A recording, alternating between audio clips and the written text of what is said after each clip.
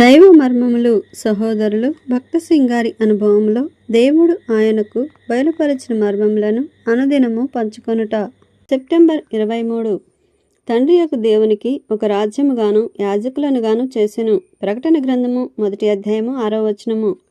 యాకోబు జన్మించుటకు పూర్వమే అతనిని ఒక రాజకుమారునిగా చేయవలెనన్నది దేవుని సంకల్పమైయుండెను. అయితే సొంత తల్లి ద్వారానే యాకోబు మోసపోయెను.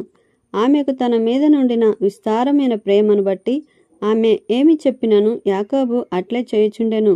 ఇట్లు దేవుని యొక్క వాగ్దానమును తప్పుడు విధముగా నెరవేర్చుకొనజూచెను.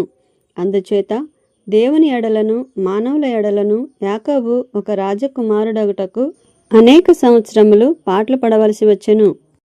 అలాగే క్రైస్తవులు అనేకులు నేడు భిక్షకులుగానున్నారు. క్రైస్తవ ఆలయములను కట్టుటకు, సువార్త పనికి, ఒక దండయాత్ర మొదలగు కార్యములకు డబ్బు అడుగుట న్యాయమేనని వారికి తోచుచున్నది. ధారాళముగా ఇవ్వండి, ధారాళముగా ఇవ్వండి అని చాలా బలమైన విన్నపములు చేయుదురు.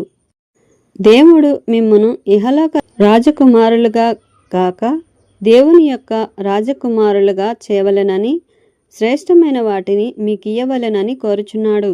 మీకు అవసరమైన ప్రతి దాని కొరకు మనుషుని యొద్దకు కాక దేవుని యొద్దకు వెళ్ళుటకు నేర్చుకొనుడి. ఈ విధముగా చేయుటకు బదులు అనేకులు యాకోబు వలె సొంత ప్రయత్నములను చేసుకొందురు.